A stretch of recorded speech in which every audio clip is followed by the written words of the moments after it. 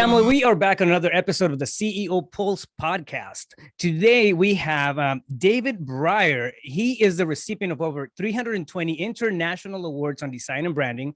He's known as the #1 ranking rebranding expert on Google. So if you Google that up, he's going to pop right up. He's known as the Slayer of the Mundane and CEO for DVD International. David, so glad to have you, man. Thank you so much. Absolutely, man. Very, very glad to be here and ready to just rip some myths to shreds and let's get this party started. Done.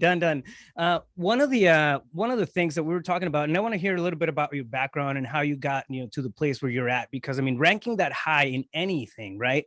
In Google, it's a stand, so it's definitely a feat. I want to find out about that. And it goes to show the level of skill set that you have when it comes to branding. So tell us a little bit about how you got started and your progression to this point.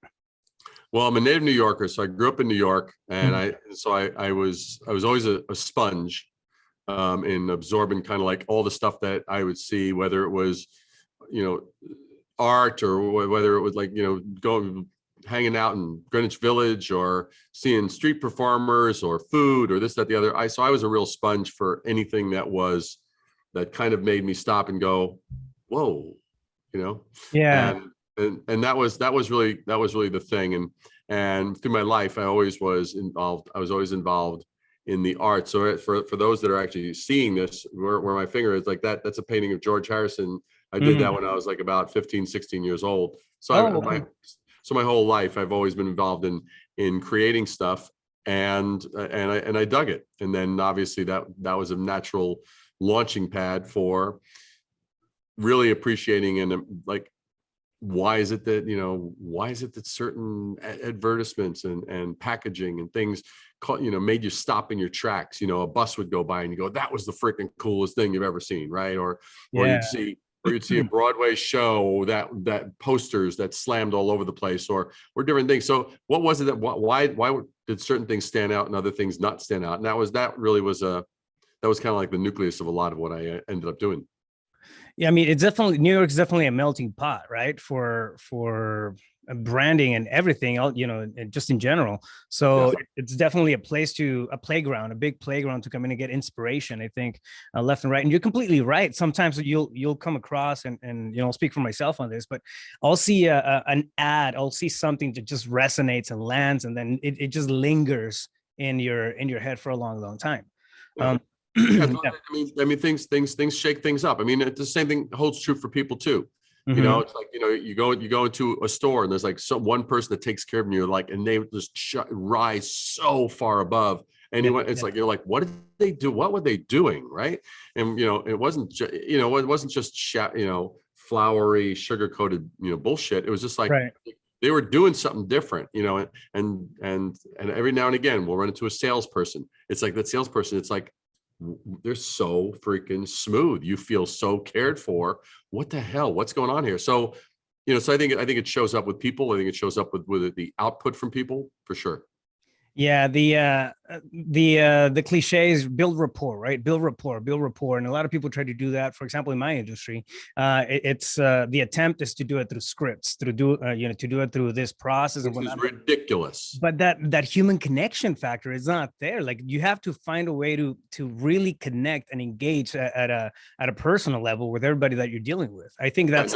No script is gonna replace genuine curiosity and interest in another person. Completely agree. And always achieves the opposite. It's like, that's what makes us repulsed by the car salesperson who shows up and then, hey, how you doing? Beautiful kid there. Wow. Hey, what can we get you driving home with today? It's like, I want to punch the person in the face. Well, once you understand, for example, sales, right? Like, you can almost read the script that they're going through.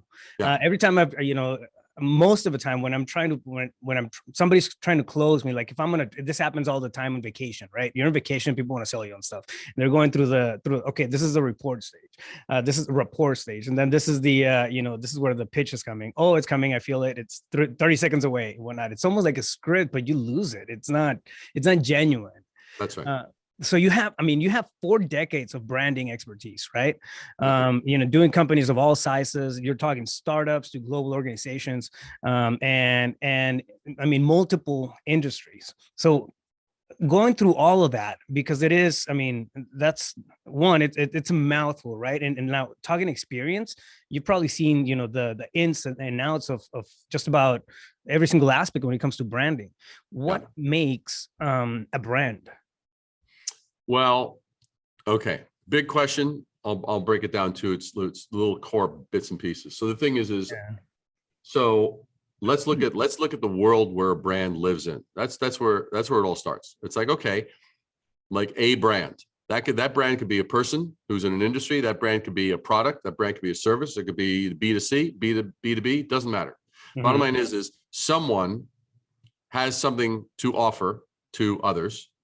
And the key thing to know that we all know is there's no shortage. There's no one, person doing this. There's no one company doing this. There's tons of noise. Right. Amongst all that noise, how the hell are we going to stand out? So the first thing you got to do is you got to take inventory of the noise. It's like, what are all that noise that's being generated? What do they share in common? They actually share things in common, meaning they're either pitching they're the best, or they're state of the art, or they're most customer service oriented, or same day service, or all American, or blah blah blah blah. Just keep adding to the shit list of bullshit, right? The cliche. It's cliches. What is a cliche? Cliche is an overused, unoriginal idea or concept or thing. So and you have to understand, to give context, it really became obvious because when I started in my career, there were no computers. Okay. Just want you to get that. No computers. No freaking smartphone by your bed for you to check in the morning, or you to text someone at night. Nothing, no social media to check, no emails, none of that. Okay. Brother, I tell that to my kids and it just blows their brain. Yeah, I know. So the thing is that so what happens is like you had to do everything, manually. You had to do everything, in the real world. If you wanted to set up an appointment, you actually had to call somebody, get them on the phone, be persuasive enough, set up the appointment, and actually go and see them. Right. But with all that, so about 10 some years into my career, computers came on the scene. And here's why I'm telling you this. At that time, here's what happens. All of a sudden, someone who is someone's secretary, now because there's a computer, it's like, hey, Mr. or Mrs. whatever, you're now the editor for our company newsletter.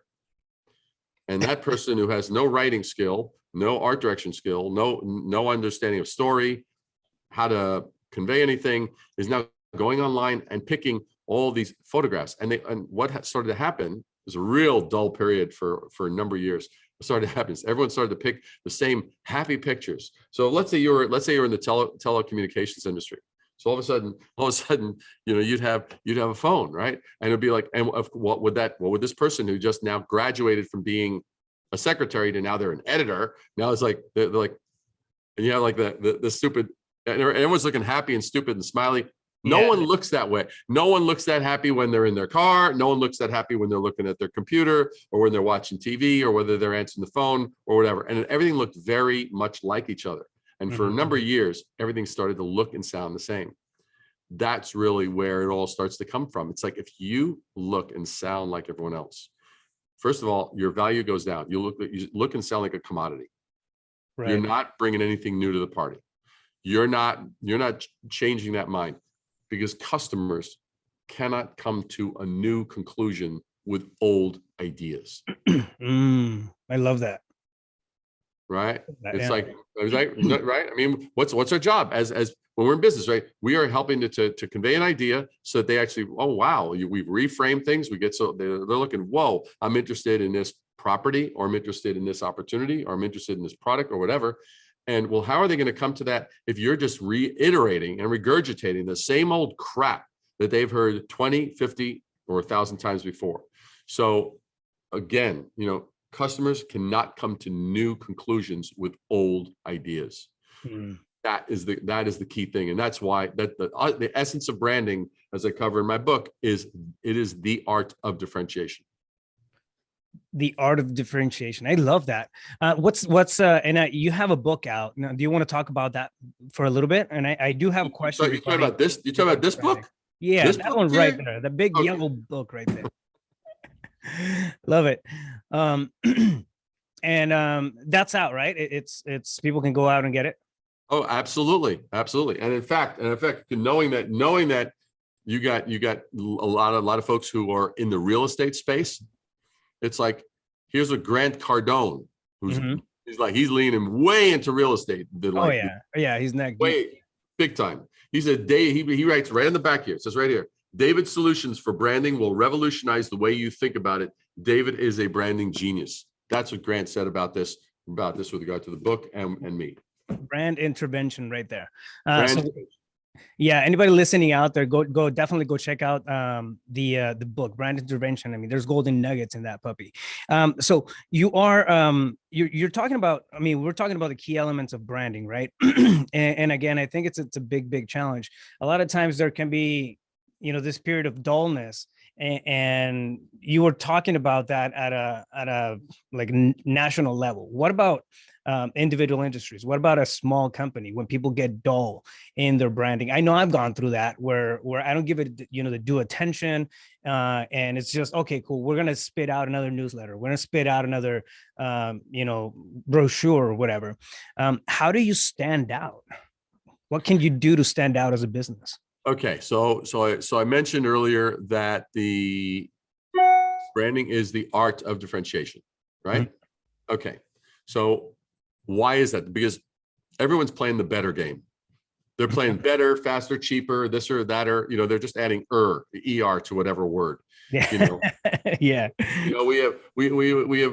We have more representatives. We have more listings. We have more opportunities. We have more choices. We have faster this, simpler that, and everyone's playing that game. The bottom line is they all sound the same. If you're paying attention, it's like, who are you going to notice? Are you going to notice all those that are just like one after another, bang, bang, bang, same old, same old, same old, same old, same old. They're pitching the same way. They're talking the same way. Are you going to notice that? We don't. What we notice as individuals, we notice differences, right? Yeah, we notice the thing that is unlike, that doesn't sound just like everything else.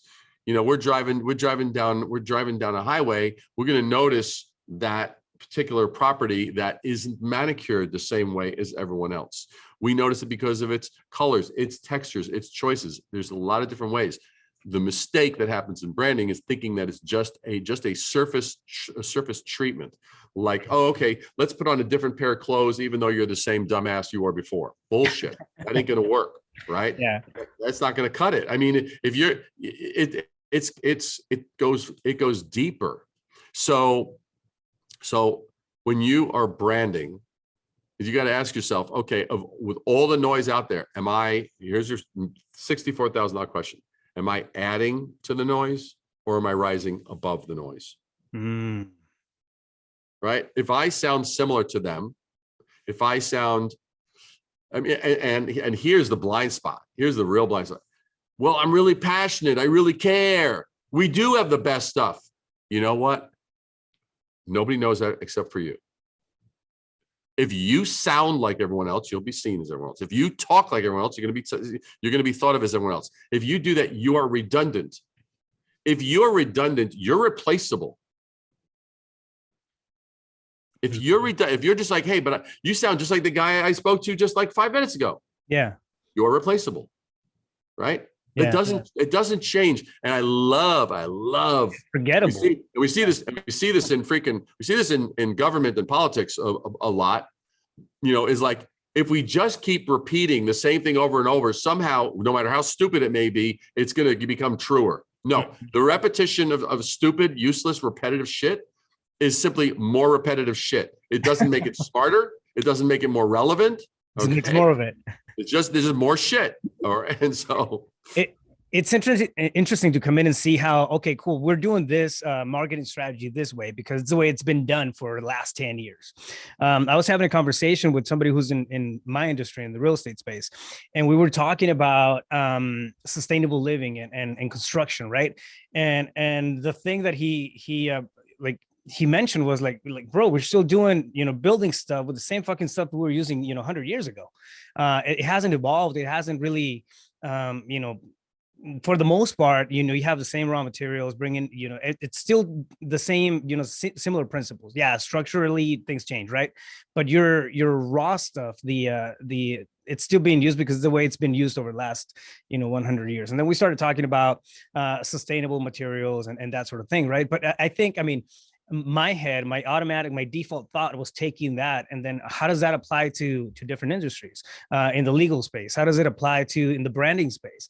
Like, yeah, there's so much stuff being done the same way, just because that's what we've been doing it for the last decade, 10, 15, 20 years, whatever. Yeah. What about personal branding? I mean, personal branding is one of the big challenges too, right? Like, how do you put something? And I'm gonna be totally selfish on this. It's this is a me question, but a lot of the people I think identify with it, right? You have influencers, you have people who are creating their brand, they're doing stuff here and stuff there. What about that space? Do you treat it in a similar fashion as you would the brand for a company, or is there differentiation?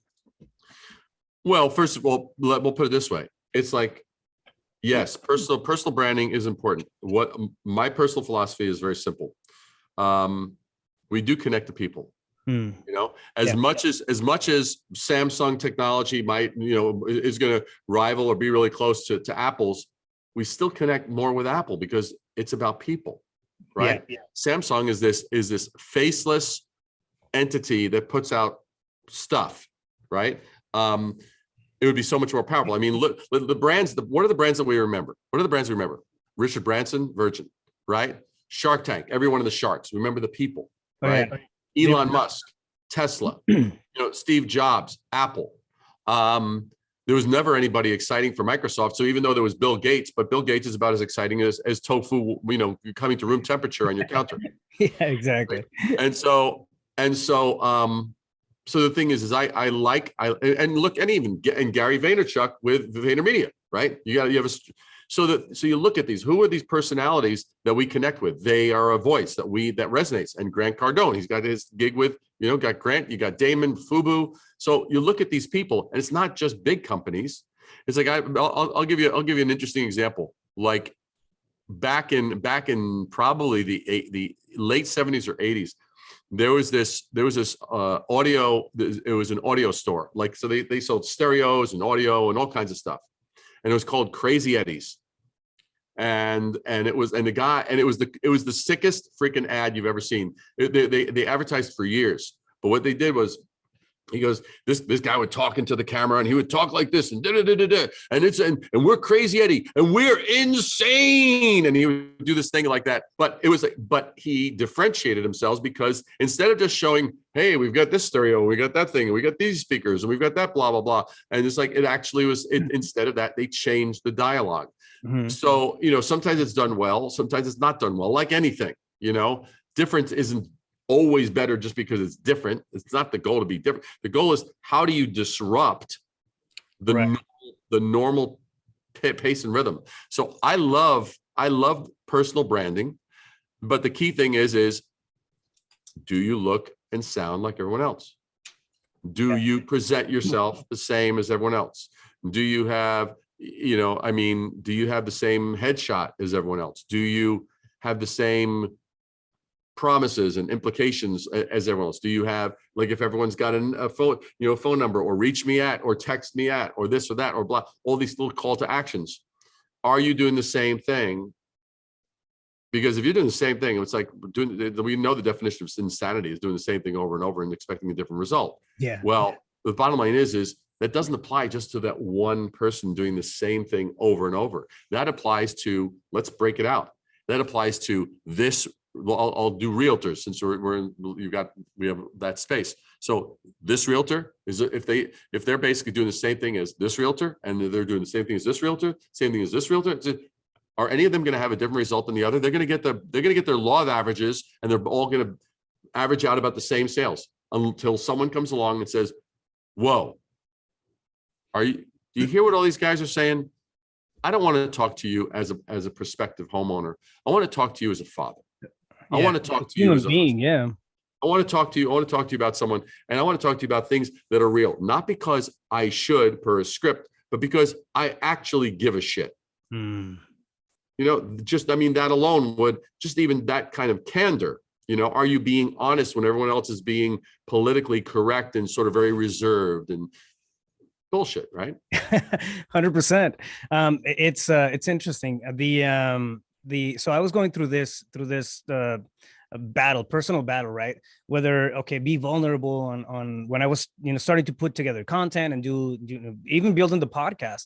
I was self-conscious about my accent and, a lot of things. And I was trying to clean it up and polish it and then edit. And I was spent fucking 4 or 5 hours editing, a 2-minute clip because I wanted it to. And then it got to the point where, like, you know what? It's me. This is what I sound like. I'm not gonna, I'm not trying to fool anybody. It's putting, the realness, the genuineness out there. Mm-hmm. And to my surprise, a lot of people resonated with that. Yeah. I don't know if it's a matter of becoming approachable or doing, I don't know what it is, right? But it's a lot better that way with all the rough edges and everything, because it's real. Again, we sense and appreciate real. Yeah. We live in a world. We live in a crazy world where people are very calculated. People are very they're very choreographed. People are very scripted, whether they have a script that they're operating on or not. But I learned when someone says this that I lean in, and then when they lean back, I mirror them, and it's like I'll punch you in the face if you freaking like, or if you're going to be like a physical echo of my actions. It's like, get the hell out of here, right? Because it's not, because it's all calculated. It's like the person that never is really listening to you, that is only waiting for you to pause so that they can now say their shit. Yeah. We sense that. Level one listening. I talk about that stuff all the time with my team. You have to pay attention. You have to give a shit. You have to care about coming in, and then whatever service you're providing, right? For example, I do a lot of coaching, consulting, and then we have the businesses. But it doesn't matter what it is, what your platform is. You have to care about the other person that's across your table. Otherwise, it doesn't resonate. It doesn't land. You can have the best script in the world, whatever, but it's, at the end of the day, it's that realness, I think, that makes it click. Yeah. I mean, and to your point, I mean, we all know this to be true. Why can I give the same script to 2 different people, and one's going to hit out of the ballpark and the other one's going to freaking die and starve? Yeah. What's the variable? Was it the script or was it the person? That's a human factor. 100%. Exactly. Yeah, it's a human factor, 100%. I love it, man. And I mean, your background, your experience, your degree in of knowledge in this space, it really goes to show, right? And we had, for example, in your book, it's really you have the foreword written by Damon John, which is, I mean, that's crazy. It's people that we look up to, right? Okay, they're doing a killer job at all of their businesses. They do great in the brand state, in the stages of branding, right? And we look at it, and this is, you have it all condensed into this space. So anybody, again, I'm gonna be an advocate for this, but it's brand intervention, 33 steps to transform the brand you have into the brand you need. So look that up, guys. We're gonna have just a title on the show notes as well. So how does one, I don't know if you can give me maybe 3 to 5 maybe pragmatic steps that people can come in and then implement to take their brand to the next level, whether that's personal, that's a business, whatever that is. Cool. No, I'm into that. All right, here we go. So the thing is, first thing is, you got to take inventory of your actual competitors. Mm-hmm. Okay. 1, take inventory. Who are they? Who are they for real? And here's the deal. There's 2 types of competitors. You have direct competitors and you have indirect competitors. Direct competitor of Coca-Cola is Pepsi. Indirect competitor of Coca-Cola is coffee. Yeah. Or 5-hour energy. Right. It's that little pick me up kind of thing that they like or whatever. So, so it's like, it may not be, wait a second, coffee is a competitor of Coca-Cola. You freaking better bet so. Where do you think all those convenience, all those truckers, not the truckers that are protesting today, but the truckers that drive on these highways, that stop at those convenience stations. You're telling. They're gonna drink. There's two things they're filling up. They're filling up their freaking engine in their vehicle. They're filling up their engine in their body. And so they're going to go in and they're going to either get Coca-Cola, Pepsi, Mountain Dew, coffee, 5-hour energy. Maybe they'll get all of them. Who the hell knows? Yeah. But so anyway, so the thing is you got to look at your direct and your indirect. It's like, oh, wait a second. You might go, wait a second. Well, we'll take it like for a realtor. You say, well, who's a realtor? Well, shit, all the other agents in my area. Okay, those are your direct ones. That's obvious. But what about the online stuff that people can do themselves? Right? That's a source of competition. What about referrals? What about people they know? What about friends they have in certain places? I mean, maybe there's different avenues. So you kind of just have to look and take inventory. Now, with that inventory, you go, okay, what are they all saying? What are all the messages that they're saying? How are they presenting it? Like, why is it? And if you have an answer to this, all I can say is we should call up Guinness Book of World Records, because I don't think this is the one question that nobody can answer. Why the fuck does every realtor have a picture of themselves on their stupid freaking card?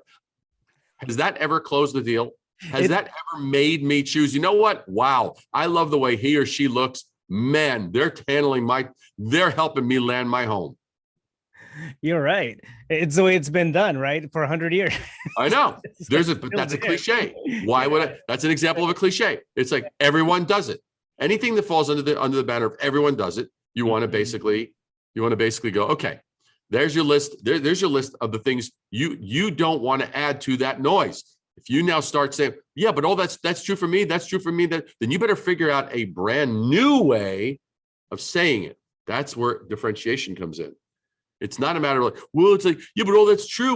We're also really good, and we're also this, and we're also that, we're also blah, and we're also good. If you're also, and you want to be known as an also, do that and be prepared to see about 20% of your potential that you could be making. So if you're making, if you're grossing, you're grossing, a couple mil a year. Well, you could be making 10 mil a year if you're actually differentiating yourself. Yeah. So the thing is, you take inventory, you look at what's being said and done that is repetitious, that is common, that is commonplace, because your job is to introduce the new. You cannot use the language of the old to introduce the new. No one will remember you if you're just an echo of what's come before. And if you're just using cliches to actually talk about yourself and your brand and all of that, you are reminding your prospects of your industry, not of your brand. I like that. Yeah, you're right. And I see it happening all the time. I mean, hell, I've done it 1,000 times where, okay, cool. What's the protocol for this, this branding, this thing, this, that, especially in real estate. I mean, it's for agents. It's one of the things that, okay, what's your package? And then you see the package is the exact same thing. I have a buyer's package, I have a seller's package. And then you have this whole process that's already packaged. Everybody has the same thing. Everybody has the same thing. That's right. So take inventory of your real competition, find out what their message is, differentiate from it, and then hold on. So find out the commonalities of all their messaging.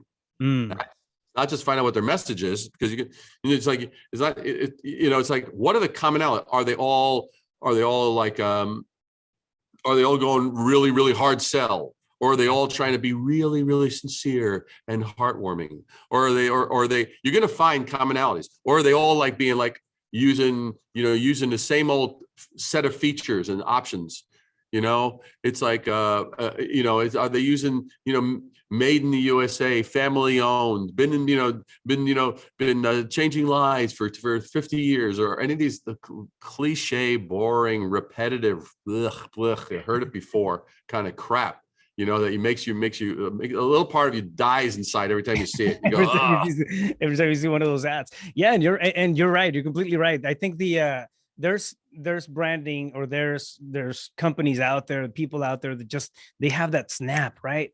And it's not even about the product or the thing. It's just about the snap, the way they showcase it. For example, I mean, I don't know, the one I can think of right now is Red Bull, right? Yeah, Red Bull gives you wings, and they have the whole slogan, but I mean, it's an intense show. Every time you have like a Red Bull commercial, you have a Red Bull event, like it's a whole nother level. I mean, it's got nothing to do with the drink. You're talking extreme stuff, and that's their branding. I mean, it's important to think about it that way. I love it. Yeah, and then you come in and then introduce the new, right? What is your message? The way that you you got to figure it out. It might be the way you say it. It might be the way you frame it. It might be the fact that you're coming in from a completely different angle. Yeah. What can you do? What can you do that's going to make them say, "Huh?" I mean, I'll give you a great example. Great example. So I took a client of ours, PR agency, right? And so we're rebranding them. And I learn as we're doing this, as we're doing our homework, that PR agencies have horrendous PR. I didn't know this. I did not know this. So I go in and I find out that PR agencies, that they're hated because they're a necessary evil. Companies that want to really ramp up and go fast and kind of get placements and get talked about and read about, they're like, oh, we hate these guys. But so they pick them. And here's what happens. First of all, every PR agency locks you in for 1 year. Okay, they always have a 12-month contract. Okay, so that's one cliche. That's one cliche. And at the same time, it's like they do that. Here's what happens: the first 2 or 3 months, they do nothing. They're in action in terms of placements. They're supposedly doing their homework and all that shit. But like by around the 3rd month, they'll get a placement of some sort, and now your hopes are up. Oh, good! Finally, they're doing it. And then be famous on Monday. Yeah, and then it dips. Then it dips for another couple months. Then they get like maybe 1 or 2 more. And then it's like, and then it dips and then as it gets close to the end of your contract, now maybe like another couple. Ooh, it's starting to finally hit, and that's time to re-sign your contract. It's disgusting. So what happens is I found out that my client, they come from the crisis management world. Crisis management is a different world. Crisis management is this: 1 is the shit's at the fan. 2, you got no time to get it right. You gotta get it done yesterday. And 3, you don't get a second chance to fix it up. So that's it. So what they did is they applied crisis management to everyday PR, and as a result, they would crush it. And so here's an example of breaking the cliche. So every time a PR agency would go in and pitch a company, everyone would be like doing it with with complete regret and dread. Well, here's what happens. We started out the presentation like this. 3 words: we hate PR. And it's a PR biz. And what it did is it literally all of a sudden it said, what? Like, because the thing is, the way PR is done today is not the way it should be done. We don't agree to the smoke and mirrors. We don't agree to all of that crap. And instead, what we do is we do this. And that's why we're able to give you the kind of ROI that you would have hoped you could get from an ordinary traditional. So they're basically like the anti-PR PR firm. So what we did is we literally disrupted. And PR firm. I love that. It's fucking brilliant. But that gives you the idea of, like, you see, like we weren't playing, like, we weren't going, well, they're saying they could do it in 60 days. We'll just say we could do it in 45. Are you kidding? That's the pathetic kind of that's the kind of a pathetic approach you can't take. You can't say, wait a second. It's like, if they're saying they can do it in 6 days, what's the real objective? What's the real problem? Do you and I care that if we go to a store, it's like we have 50,000 items that are online. So do I give a shit about the 50,000 items? I give a shit about the shit that you get the one that I want. Yeah. You see, so there's a lot of lazy stuff. You got to be alert. You got to be looking at it. You go, does anybody really care that they have 50,000 items, 100,000 items, to 250,000 items? No, I'm just basically interested, on the fact that I have certain needs. Will you be able to meet those specific needs? So it's being willing to challenge the bullshit that's gotten grandfathered in. Yeah, man, that's key. That's key. I love that take on it too. I mean, breaking the cliche. It's such a simple concept, but it's really not, right? You have to dive deep into it. That's right. David, I'm loving this conversation, man. If somebody wants to get a hold of you and maybe find out more, I know you have a master class as well on all of this stuff.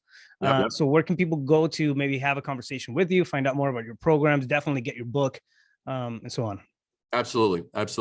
Well, what basically one is they should go to risingabovethenoise.com. That's RISING, risingabovethenoise.com. You can go there. We've got some free ebooks and stuff like that. Tons of examples of how this is done. So you should certainly just go there and subscribe. That's one thing. You can reach out to me via LinkedIn. As far as the masterclass, we're actually literally as we speak, we're just doing a couple things. So I put it this way: if you're interested in the masterclass, you should certainly reach out on LinkedIn. But I'll tell you, it's a 9-week masterclass. We've put 63 different entrepreneurs through the program around the world last year. They've generated in excess, and I am not exaggerating, I know it because they keep on telling me what they're doing. They've generated over $70 million in sales since completing. I have one specifically, a realtor. She and her husband are a realtor and architect partnership in Miami. Mm-hmm. Okay. She's in her early 60s. She's been in business for some 30 some years down there doing this. She ends up doing the masterclass. She is blown away, like, oh my God, I've never looked at business this way. Oh my God. She texts me 10 weeks after completing the masterclass. David, we just reached a milestone in our business. I say, tell me. She goes, we closed the largest deal in the history of the company. I said, that's incredible. How much? $10 million. What's crazy? And it was literally from applying because we have 9 weeks. And here's the crazy thing about the 9 weeks. It's not just a 9-week program. That's empty bullshit. Because the number of people that complete online programs is about 10 to 15%. We have over 90% completion rate because it's a combination of a masterclass and mentorship. You get me every Saturday morning for 9 freaking weeks. Okay. And so like I lean in and it's like, okay, and here's what you studied this week. What are you doing? How are you implementing it? Is there any question you have? And build it up. Yeah. And it literally turns people's heads inside and out. But she closed a freaking $10 million deal, literally from applying one part of one module out of the, I mean, she's applying all the other different parts, but just she literally applied one part. It had to do with the 3 phases of selling that I cover in my book. There's 3 phases of a brand, the 3 phases of selling. And so literally you have that. She applied one piece and that landed her a freaking $10 million deal. Amazing. So that's risingabovethenoise.com. You have free content, ebooks and stuff and resources in there, right? So absolutely. Yeah, people, I mean, definitely reach out. And this is stuff that's out there. If you're having issues with branding, which I know that just about every entrepreneur comes to the point where they need to either evolve, pivot, ramp it up, do something with it, right? At the end of the day, it gives us awareness for the solution that we have as entrepreneurs. We have solutions to provide to the world, but if nobody's listening, if nobody's paying attention or looking at us, we don't have eyeballs, it's nothing's going to work, right? I had a conversation at one point with Dean Graziosi, and what he said was, if you're not putting yourself out there, you're doing people a disservice. And it really shifted my perspective on sales, because I wasn't the guy that wanted to be salesy, like, do this, do that. But it is a disservice, because I feel like I have a good solution, just like you do. And if I'm not talking about it, putting it out there, bringing awareness in a structured and effective way, nobody knows about it, right? So definitely. I love that. Thank you so much for that. We're going to make sure to have the links on the show notes.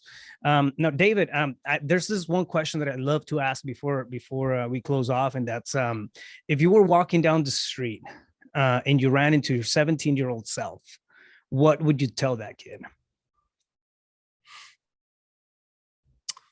I would tell that kid, I would say, yes, you do have talent, but realize your talent isn't the star when you're talking to prospects. They are the star when you're talking to the prospects.